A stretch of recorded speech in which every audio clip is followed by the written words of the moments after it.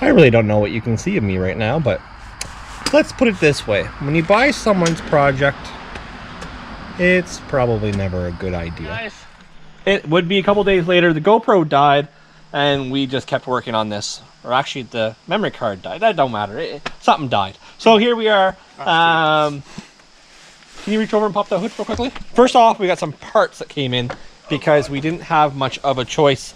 We're going to show you what came in, and then we're going to explain to you. You're stepping on the a whole bunch of stuff on the floor, but the exhaust gasket. Exactly. Okay, so here we go. First is thrush muffler. We needed a muffler for this, so we got a 3-inch thrush muffler. 3-inch off of Amazon. So we're not going to get into what's in his hand just yet, but we also needed a coolant temp sensor right there for the side of the head because the machine shop pulled it out and for some reason did not put it back in or give it back to us. So there is a new coolant temp sensor. Let's fast travel to the engine, and we're going to show you. There's a hood. There's a dent there. Where?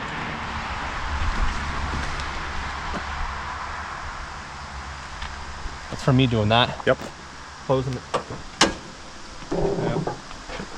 Get one of the, yeah, you're gonna have to use the dent remover stuff. Hi. Here we are. Here is the motor in its glory. So the issue we were having is we are using this LS3 intake manifold, which Jeff did get on. I don't know how much you guys seen before it died, but we will show. So the intake manifold is on, and we went to do the rails, and the rails were using truck injectors, and they're not going to work due to the fact is you'll see down here there is like a bolt hole here and a bolt hole down there. So we have two adjustments, which means we can do like a LS1 or an aftermarket one or a stock one. Yeah, the issue is LS3, which are the short ones, and then LS1, which is the tall ones. the issue is the truck ones are shorter than LS3. No, they're touch taller than LS3, taller. but shorter than LS1. Which means it won't work on this rail, which means I had to buy adapter. So here we are right here. We have our adapters, ICT bullet, same thing that did our spacers and some other parts that we bought. So what Jeff's going to do is he's going to put the O-ring on. We're going to pop our fuel rail out, and we're going to test and pray to God that these are the right ones. Now, I did talk to the previous person that I bought the intake manifold from, and they were on an LS1 Bosch style injector. Means our LS1 spacers or adapters should work. So Jeff has 4 on right now, which means he's probably going to try. Let's see what happens. So before I get a whole bunch of hate mail saying, you know, why are we using stock truck injectors? Stock truck injectors are probably good for about 400 horsepower. It's also just a stock truck engine too. This is just a stock truck engine with just an intake manifold and headers, and we are going to put a cold air intake on it, but we're not going to see 400 horsepower or just shy of 400 horsepower. We're not going to max out these injectors until we go turbo, and when we go turbo, we have 80-pound GM injectors out of an LS9, what should put us in the same, well, they'll work perfect. We won't need the spacers for those. But since that's not the issue now, we want this running for driven, and now I have a dent to pop out before driven. That drives me. So Jeff's putting one in. Once he gets the first one in, we're going to show you what the second one looks like. Okay, so the O-ring stuck, so here we are. No, just one of the ones that are down in the in the intake manifold, yeah. Because the truck injectors usually have the little cap on the end of them, but in order to fit down into, there's like a little cap plus the O-ring. Well, that usually hold the O-ring, but That's kind of cool. It just makes it bigger. yeah, it's a common thing to use for Honda guys. They use K-series injectors in like older cars, but they need to space them. Huh. Let's see.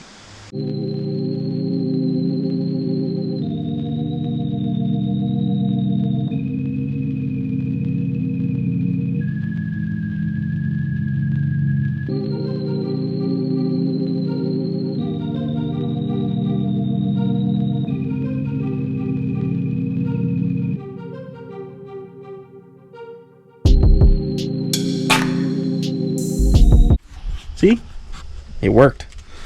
So, as you can see, we got the bolt goes through the rail, pass through the spacer into the manifold, and so we're into the top threaded hole, which is for LS1 style, or length I should say, injectors. And then if we were running LS3 based. There's another hole at the bottom right there, which that's one we thought we were going to be able to use it first, and then turns out we were like 3 mil longer, I think it is. Yeah, something like that, 3 mils longer. So, but these work. A nice little piece, actually. They're expensive, but I shouldn't say they're expensive. They're just something you don't really. For 70 bucks, it's cheaper than buying new injectors. Yeah, exactly. So, and we decided not to use these injectors and use the 80-pound injectors. We would have to tune the truck, which isn't a big deal, but it's $500 to tune the truck. And quite frankly, for our mods, we're not tuning the truck. We're not paying $500 until there's a turbo right here. Or I decide to put a big cam in it and not turbo it. Your guess is as good as mine, but for now, I think turbo, because I think turbo's going to blow it up with me doing donuts everywhere with a dent in the hood. So here they are right here. Here's the other side, which means we can get them on. Then we get the coolant temp sensor on, and then we can jack this bad boy up and see what's down below. We got to do the Y pipe, we got to do the starter, we got to plug in a couple things. We got a couple grounds down below on the front rad support, because you got to remember this rad support was off a different truck, or it was off, I should say, so which means nothing's bolted down there. I don't know if the bolts for the rad support are even tight. So we got to go over everything, but we're going to have some fun doing this, guys. Oh, by the way, before we get going, look at this and tell me what you guys think. don't show them that. I think the car should be painted like that, the whole side. So one side black, one side red, seal the whole car first, sand it a little bit to give you that look, and boom, that's what you get. That's what I think. Leave a comment down below. Let me know what you guys think. I think it'd be hilarious. The whole car needs paint anyways. He has a lip kit. It's just a daily. But if we were to seal the whole car, paint the passenger side black, and then sand it so you get the sealer there, and then you could lay the red base on it, I think that would look wild. Leave a comment, guys. Let me know what you think. And here we are on this side, ready to do this side. I still gotta change all these pigtails. We gotta fix all those pigtails. Well, that's what I mean. I gotta change them. I gotta put the other ones in. I think I could do that during the day. Worst case scenario. Well, we can't start it then. Can we? Did you get a 1/8 NPT for that? No. Well, you can start it without that. It's just gonna blow a bit of exhaust out. That's not a Exhaust or oil? what? EGR there? No. For what? Our oil. Oh, for that? I thought you were talking about the EGR. No. I thought that came with plugs. I'd have to look. Where the hell they went, that's a different story.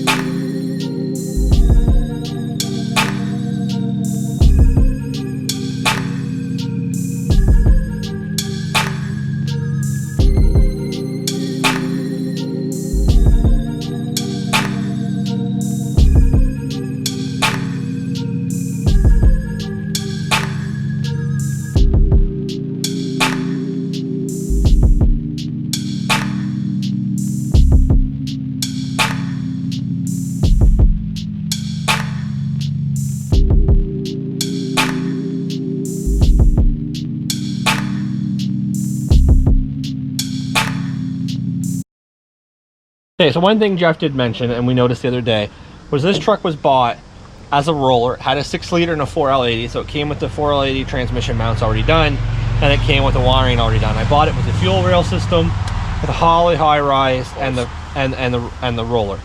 Now, one thing we did notice when we were looking at injectors is, I'll show you.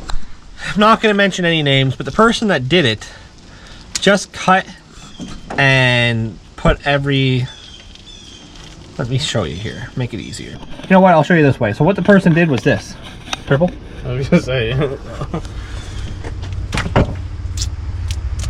Good old twist and tape. Yeah. Nothing is soldered. So what I'm going to have to do is I'm going to have to crimp each one. And then these are heat shrink crimps as well.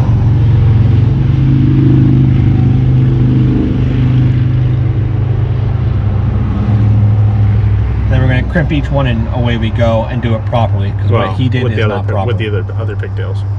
Now, we need the truck ones. We got to make sure I know which wires are what. They only reach so far. No. I mean these ones. They should be color coded the same, because the truck harnesses, we're pulling from a truck. That's not color coded. That's not the truck harness plug. Oh yeah. So we got to take all the LS3 ones off. Yeah. That's what those are. So where are the other ones? Yeah. I don't know where to do with them.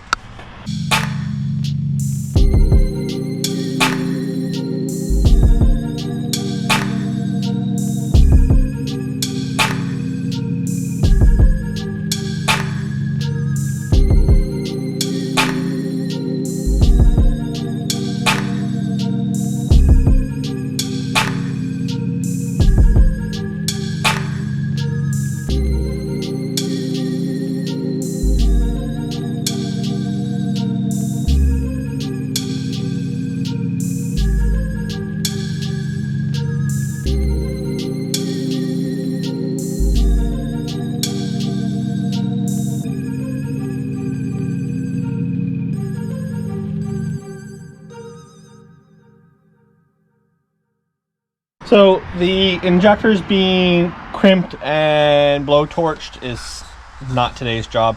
We're going to get the coolant temp sensor that he's doing now. We're going to jack this bad boy up.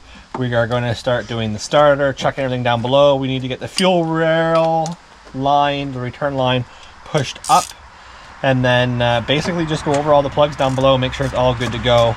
Put the Y pipe on for the exhaust. We'll worry about the exhaust when it's on the hoist that Neon is going tomorrow. They better. Or I'm going to burn it. And then I won't show this video to you guys. Because then it will be arson? Something like that, yeah. And it's like premeditated. I don't know if that matters or... Yeah, it does. So, anyways, we'll leave it at that. Once they're done? Yep. Plugged in, good to go. So this is your steam port. And what your steam port does is supposedly the LSs get hot, and the air it produces, people either A, put it back into here. They either tap the line or the water here because it's easy to go, or you could put it all the way over to here. Well, that's where it's supposed to go, is over that. So, well, technically it's supposed to pass through the bottom of the throttle body first, then it has another nipple on this side, and then it has the line that runs up to the coolant bottle. But we got an aftermarket throttle body. Nipple. Really? Okay, let's jack this bad boy up and see what's down below. Yeah. It's been a while since I've been under this thing. Yeah, it makes two of us. You're barely under it. I don't know what you're talking to me. Spider webs under brakes. How long has this been sitting? Here's a better question. Is there a need well, for... your father was here when we put it here. 2, 3, 4, 5, 6, 7, That 8. doesn't count. I didn't get the PT. 8 was the Civic. Yeah. Does it count the Roadster? 9. Yeah, this was pushed here when your father was here, so. Well, he comes back down in a week. Oh, yeah. So just what he wants to see is this thing. No, it's going to be driven by then. Better be in the fucking garage doing an exhaust. Okay, so we got the part of the Y pipe assembled for Jeff to get, so I'll show you that. So as you see, it's a 3-inch Y pipe, and what's going to happen is for now we're going to run that new thrush muffler that we have. So we have one O2 sensor that I got from Kenny U-Pull because it was fairly cheap. The passenger side we couldn't get out, so we're going to have to probably buy one new one, unfortunately. And then we'll be running a wideband later. So Jeff is under the truck, and I will show you he's doing starter right now. The joys. We'll drive S10 Blazer because they're much worse to get at than on those. Ask me how I know. You want to buy an S10 4-wheel drive? I'd love to have another one. I'd love to have my Blazer back, actually. because I had to replace the transmission, replace the leaf springs, fix the rear end, fix the front end. Basically everything that breaks on them, I had replaced.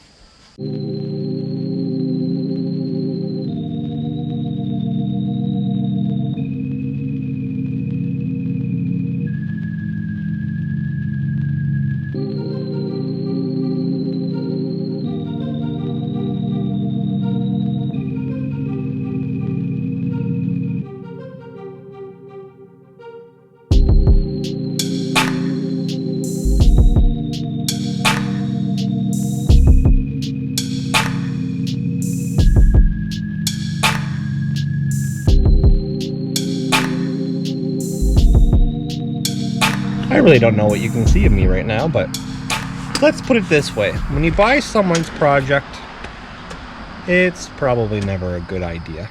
Turpo's under here in the dark. Shout out to Turpo. I got light. And he is doing the transmission cable right now. He put the return line for the fuel system back up, and we're going to do the Y pipe and just make sure there's any loose wires are connected where they're supposed to be. Now, the issue we're going to run into here is the guy that took this truck apart for a roller and sold it to me broke the shifter cable tabs, and there are $118 for a set of tabs. Well, for a set of cables. Yeah, it's for the cable. It's basically the tab that holds it in the bracket, so when you try to shift, the whole thing isn't moving. Yeah, so it can go from gear to gear. Hey, look, zip tie worked for now. Anyways, I wouldn't really trust it to last too long, but you can get it around the driveway. AKA, it will take it to the front yard and do burnouts.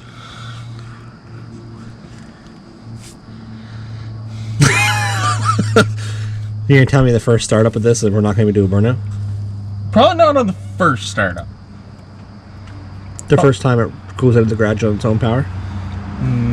Yeah. Well, maybe after an inspection. There's an inspection in front of your house.